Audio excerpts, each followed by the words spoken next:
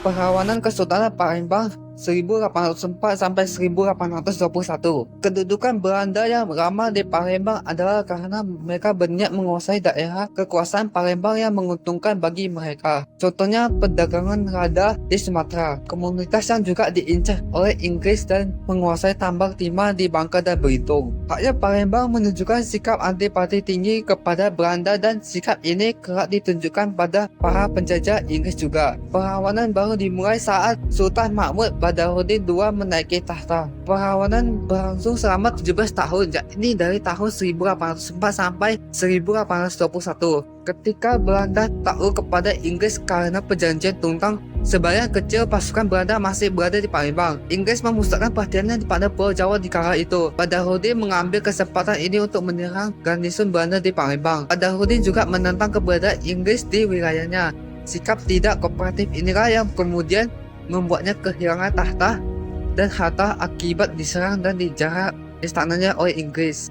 Adik Badarudin dilantik oleh Inggris untuk menggantikannya dan diberi gelar Sultan Ahmad Najamuddin. Badarudin berhasil kabur dari penyerangan tersebut, namun ia menyerah pada tahun 1813. Presiden Inggris kemudian menaikkannya kembali ke tahta karena sikapnya yang tunduk kepada mereka. Namun keputusan ini ditentang oleh Thomas Raffles selaku pemimpin penguasa tertinggi Inggris di Hindia Belanda. Oleh Raffles, Najamuddin didudukan kembali ke tahta. Hal ini memicu terjadinya ketegangan antara kedua saudara tersebut hingga akhirnya Belanda memperoleh wilayah jajahannya di Nusantara kembali dengan Konvensi London. Tahun 1818, Belanda mengirimkan pasukan ekspedisi pertama ke Palembang pasca Konvensi London.